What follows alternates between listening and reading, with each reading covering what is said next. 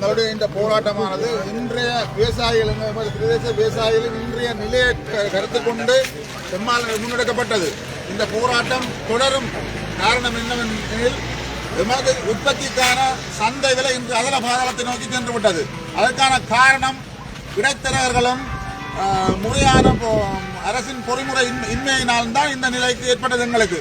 ஆனபடினால இந்த போராட்டம் இன்றுடன் நிற்கப் போவதில்லை. ஒரு ஆண்டவனின் ஆலயத்திலேயே ஒரு உண்டியலில் கை வைத்தால் ஆண்டவன் பொறுத்துக் கொள்வார். கருவறையிலே கை வைத்தால் என்ன நடக்கும்? அதே நிலைதான் இன்று. ஒவ்வொரு விவசாயியும் விவசாயத்தை விட்டு ஒதுங்கி போற நிலைக்கு தள்ளப்பட்டு கொண்டு போகிறார். மீண்டும் பழைய நிலையை உருவாக்காது.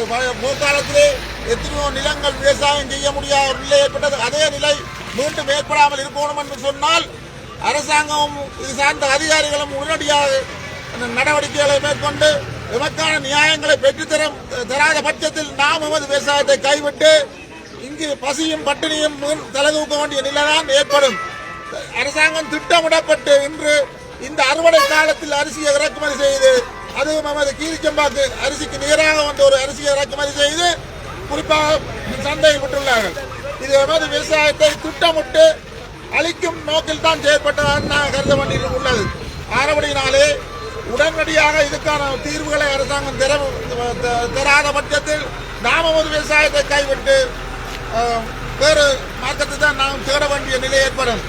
ஆகவே உடனடியாக இதில் தலையிட வேண்டும். இல்லையால் நம்மால் இயன்றவரை நாம் இதற்காக போராடி கொண்டே இருப்போம்.